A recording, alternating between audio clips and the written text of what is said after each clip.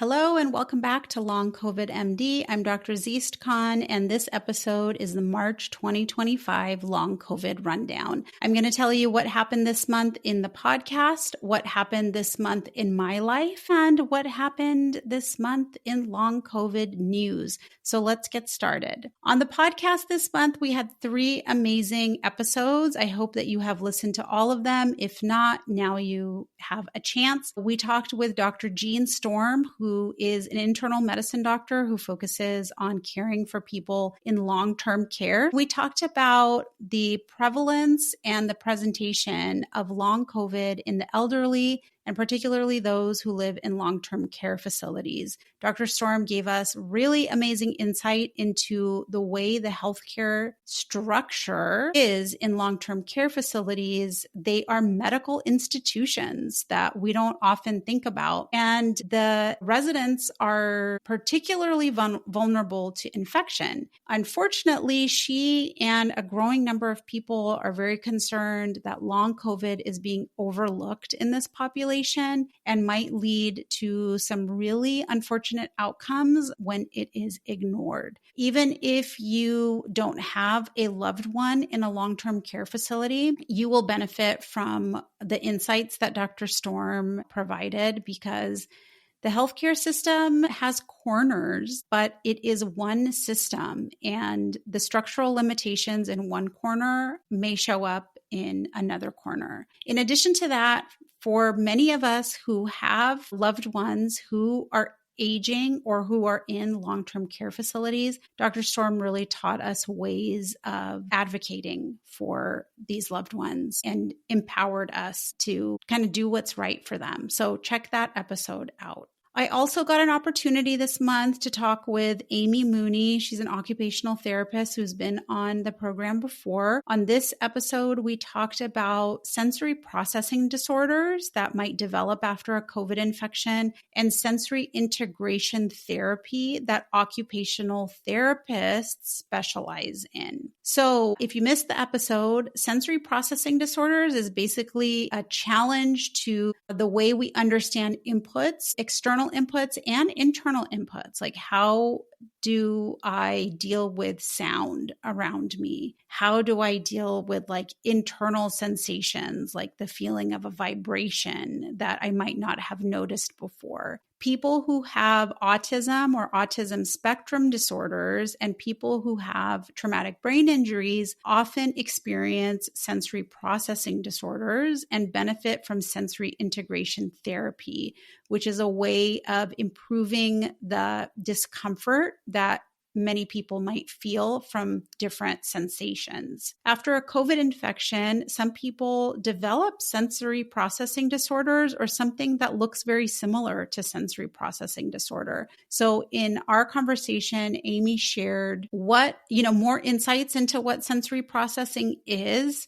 and what sensory integration therapy is, and ways we can manage the changes in the way we experience our sensations. I mean, that's something that really fascinates me because it seems so primal and so basic, like a foundation of our nervous system.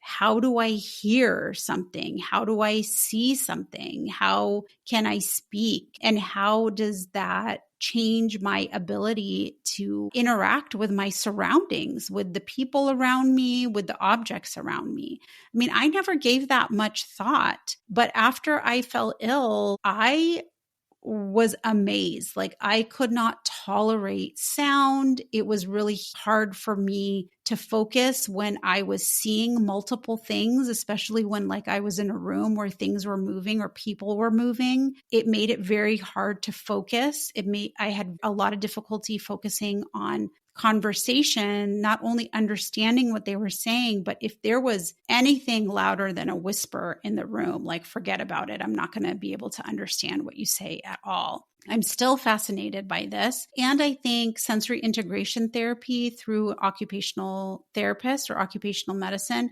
might work hand in hand with cognitive rehab through speech and language pathology. And so I benefit from both of these things. And I was really happy that Amy was able to share what she knows, because she's actually been working in this space before COVID, and she had a lot of experience working with kids who had sensory processing disorders that didn't have anything to do with a post-viral infection, at least as far as she knew. So check that episode out when you get a chance. And then the third episode this month was audio from the live stream that I did over on my Substack platform. I got to meet with a bunch of people online, and we talked about the value of medical visits. What makes a medical visit worthwhile? At what point is a medical visit not worth the energy? When is it doing more harm than good? It was really cool to interact with people live. I am still getting used to that platform.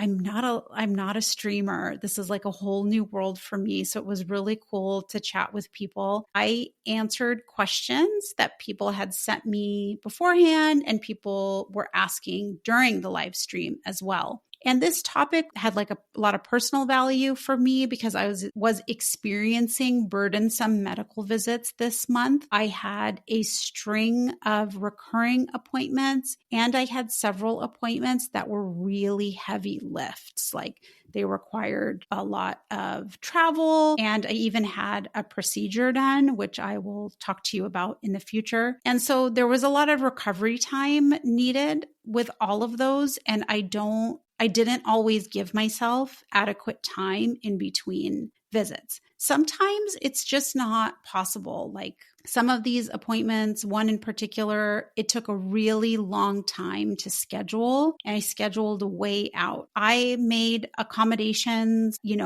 I got somebody to drive me, but it was still so challenging. And I had a procedure done just a short time later, and that also required travel and the recovery. And that on top of the regular appointments that I already had that month, it was just too much output. And so I had to set real strict boundaries and really assess how much time do I need between appointments. If I put too many appointments back to back, I'm probably not getting the most bang for my buck. And so I want to maximize my efforts. And one way of doing that is protecting the time around that. I want to set myself up for success. And so I had to go back to basics and relearn the lesson that you can only do what you can do. And that applies to medical visits as well. But in addition to that topic, I also answered questions, like I said, which included, how do I say no? How do I refuse a treatment? How do I dispute wording or a diagnosis on my medical chart that I don't agree with? What are the limitations that doctors work under when it comes to prescribing experimental treatments? And we even had somebody on who joined who was able to convince their doctor after a really long time of prescribing a medication that, they were really interested in, and that the doctor wasn't initially comfortable prescribing. And so we talked about like some of the legal stuff and some of the medical work culture stuff that comes with prescribing treatments that a healthcare provider might not necessarily initially be, familiar with. And so that, along with the other two episodes, are available to listen to after you finish this episode. They were all really, really fun. And I thank everybody who participated in that. It's just another lesson also that the people in this community are just amazing. If you're interested in joining the next live stream, it's scheduled for April 25th. Then go over to the Substack and subscribe, and you'll be notified of all the details. longcovidmd.substack.com, and the link will be in the show notes. Next, let's tackle the tough bit of the episode. Let's try to sandwich the bad news with the good. So let's talk about long COVID in the news, and COVID in the news, and medicine and science in the news. I am recording late on April 1st. Today, it sounds like the CDC, NIH, and FDA had combined about 10,000 layoffs. It was a really confusing and chaotic day. Some employees, it was reported, were not informed that they were being laid off until they tried to use their badge to get access to the office, and their access was denied. There was a lot of funding cuts. There were departmental restructuring. So some departments were eliminated. Other departments were reorganized into one group or under one umbrella and had to share resources. Some of the highlights, I guess. I don't know if that's the best phrase for it. There was cuts to the Agency for Healthcare Research and Quality, ARC. ARC didn't have as much funding as something like RECOVER, but ARC is really important because it focuses on sort of clinical outcomes or the patient-clinician interaction. So this is research on what makes a patient experience better, how do we improve outcomes in a visit, what resources can we give healthcare institutions, how can we improve safety and quality in the patient experience. And so even though they didn't have as much funding for long COVID as other agencies, that research and those initiatives were really important. ARC still exists, but it has been restructured and it is now under the department that's new called the Administration for Healthy America, AHA, which is clearly a spin on or a nod to MAHA, or Make America Healthy Again,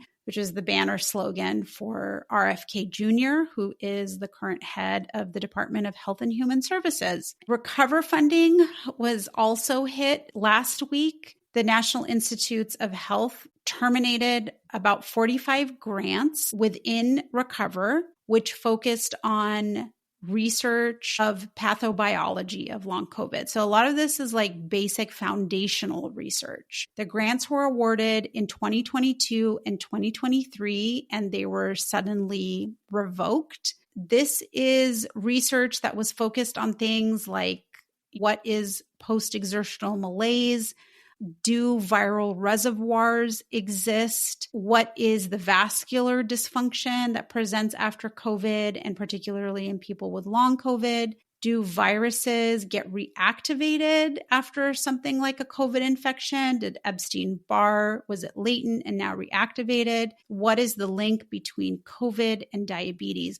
This is, like I said, foundational research, really important, and it was very worrisome that the grants were revoked. In a positive turn of events, there was a public response to the rescinding of these grants. It was encouraged by the Long COVID campaign, and I give a lot of thanks to that, and the Sick Times, the publication that focuses on me and long COVID, really helped boost visibility of what happened. And because of the phone calls that came in to government representatives, the funding was actually reinstated. Of course, then we have to assume that this funding is tenuous. You might hear my cat sneaking around my desk. So the RECOVER funding for these grants, and I'm afraid the RECOVER funding in general might be at risk. And so we're just going to have to keep an eye on that. Other cuts and bad news include what sounds like a really reasonable rumor that the Office of Long COVID Research and Practice, which was developed in 2023 under the Biden administration in the Department of Health and Human Services, is going to be dismantled. That was an agency that focused on policy around long COVID. And it sounds like that department is going to be closed. There's also cuts across the board when it comes to public health initiatives, including, revoking a funding that was specific to long COVID to state and community public health agencies. So it will be more difficult to track COVID spread unfortunately. There are also cuts to vaccination programs, cuts to OSHA, the Occupational Safety Health Administration. That's under the Department of Labor. And there were cuts to HIV funding. In general, all of these practices reduce the government's ability to follow public health and to intervene appropriately. Do federal bureaucracies need to be changed, modified, sped up, advanced? Yes. I mean, any bureaucracy does, but, decimating the whole system without a clear plan to improve it or replace it is really dangerous. And I was reading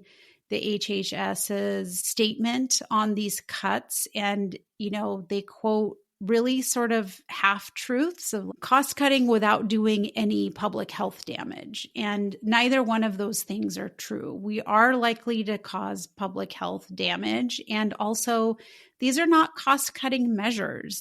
Most government agencies, when it comes to public health, reduce the cost of illness by preventing it. It is much more pricey and costly to treat an illness than it is to prevent it. And so the funding for these programs, by and large, are cost-saving measures in the long run. My cat is playing with a cord that's hanging off of my desk, and so I don't know if you're going to hear that background noise, but in case you do, it's her. I am not happy with this, and I feel really sad for people who've been laid off suddenly, especially people who are really well-meaning and have dedicated their careers to doing something worthwhile. I am really encouraged by groups like the Long COVID campaign.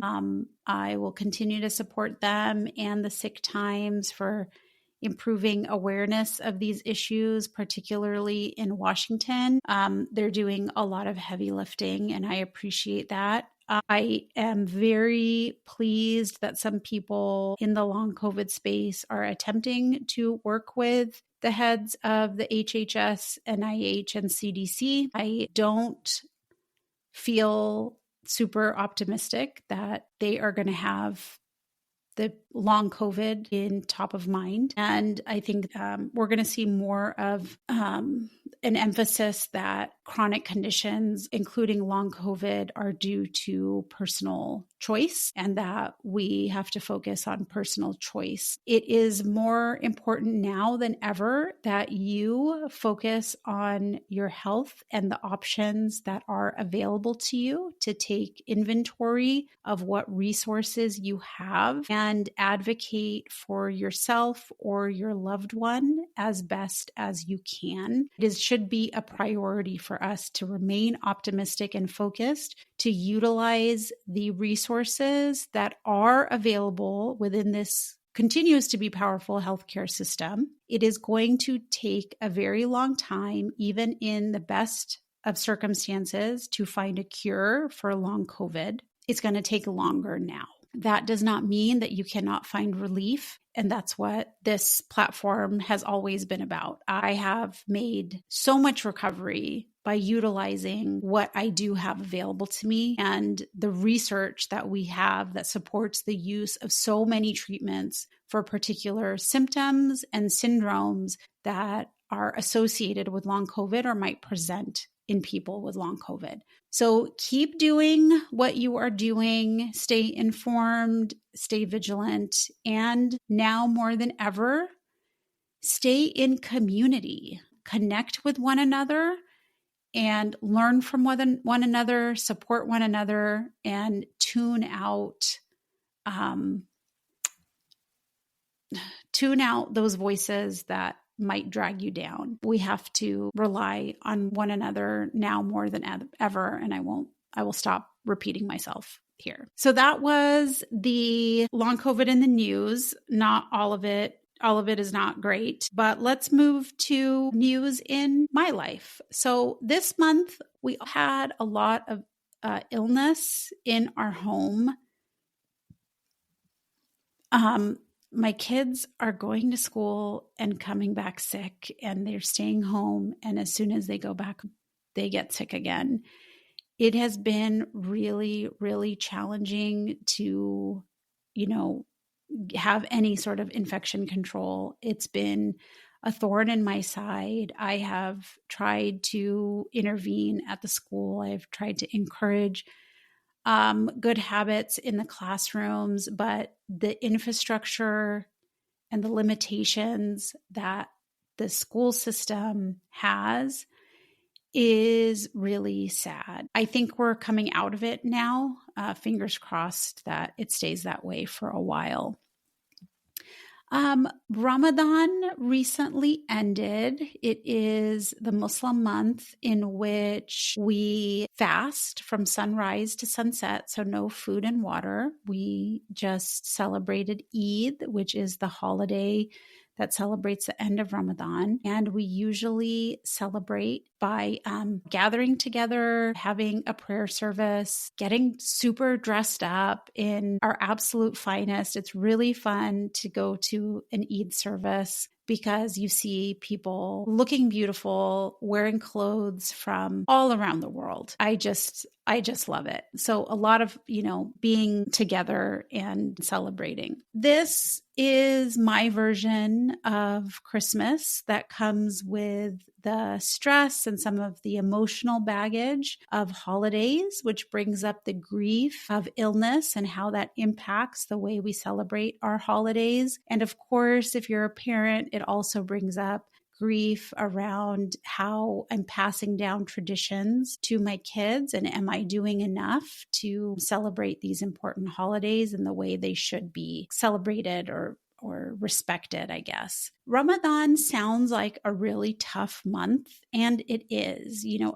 Not eating or drinking any water all day, every day for 30 days, not only, is a acutely challenging thing to do, but it's compounded over those 4 weeks. Yet every major religious tradition shares this idea that fasting somehow clears your mind, helps you slow down, and is a meditative practice. And I think that is the case. There is a lot that is beneficial for me, or satisfying or gratifying for me, in practicing fasting, in the way Ramadan does. It's gratifying because the fasting itself is a challenge. And at the end of Ramadan, it makes you think, what am I capable of? Am I capable of doing this? Was I able to do this? And how did I approach this challenge? It also allows you to experience suffering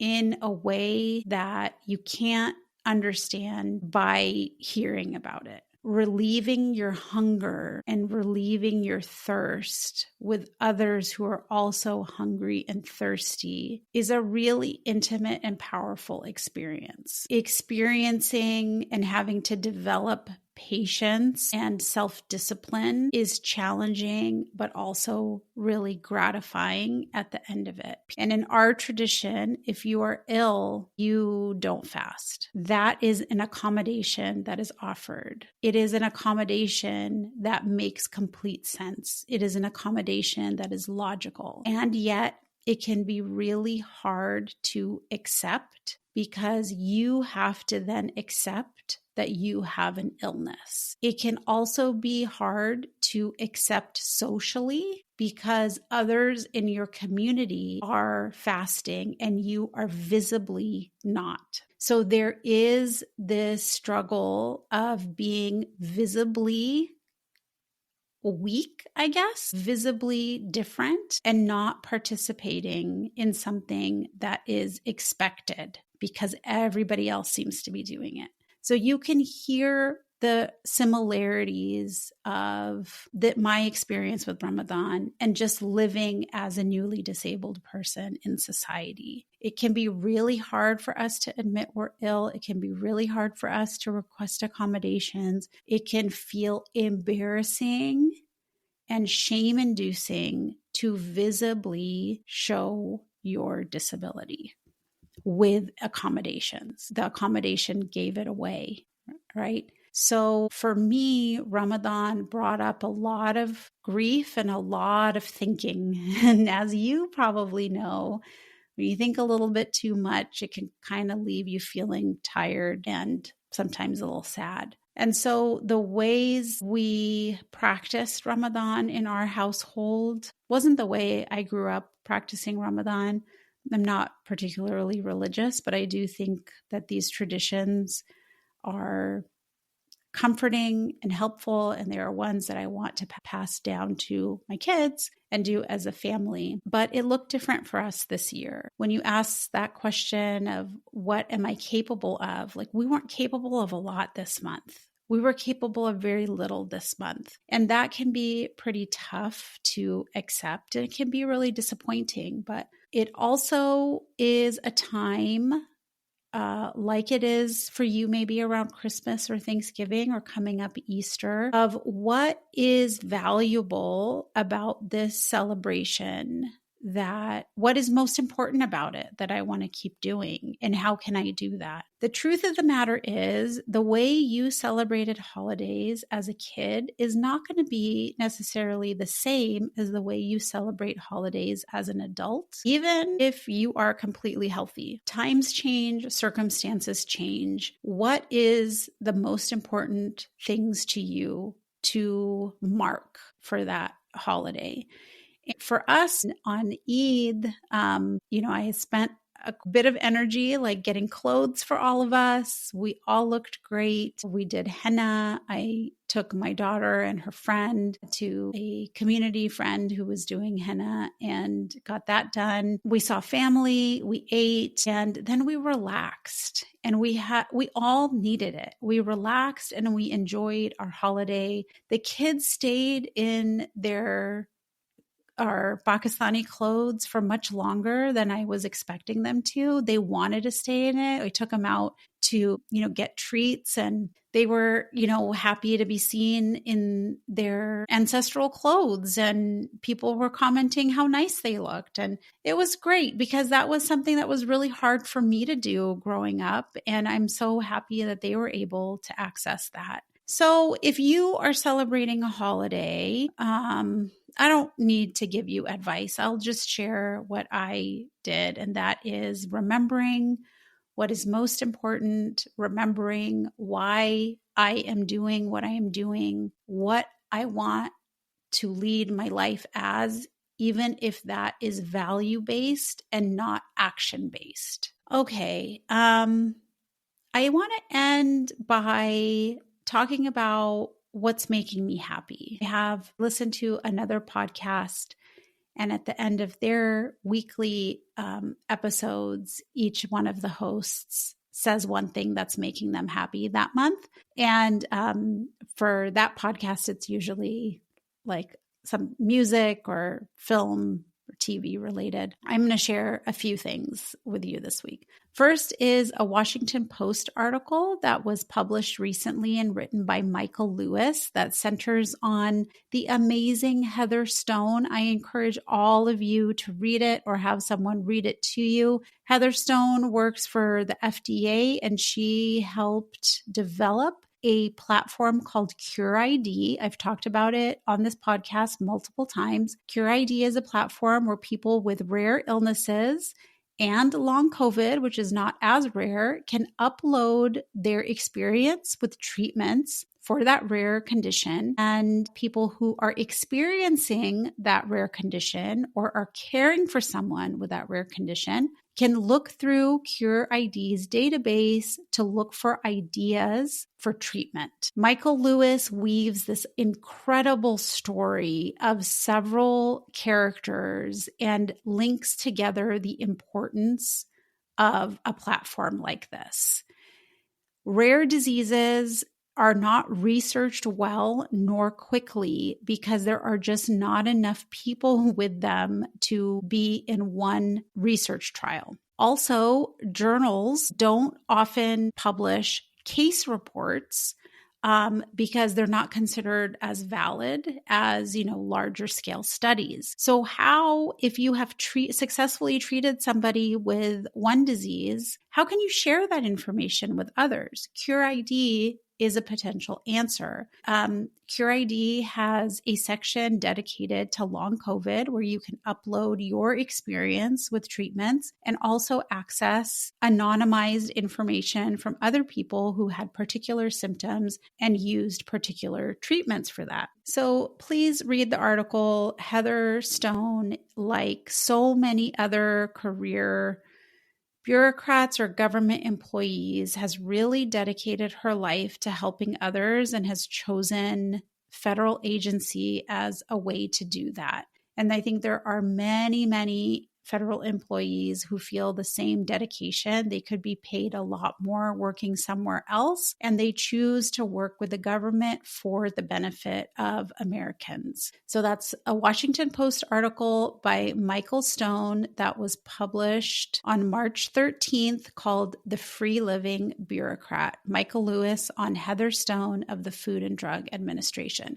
I'll leave a link to that article in the show notes as well. The other thing I'll leave a link to is a show that I recently watched called The Residents. It is a murder mystery whodunit that is on Netflix that takes place at the White House. It is super fun. It is a murder mystery in the same vein as Clue and Agatha Christie. It's got like camp and it's got intrigue and just the right level of comedy and drama for me. So I don't often watch new TV or movies. I just don't have the mental bandwidth. So I just keep watching a handful of shows that I've seen a million times, but The Residents was super fun. And then the last thing I will recommend, what's making me happy, is this idea of dopamine dressing. Have you heard about this? So dopamine dressing is basically wear whatever the heck makes you happy. So I don't know if I am entering my older lady wearing a bedazzled jacket phase or my magpie era, but this really resonated with me.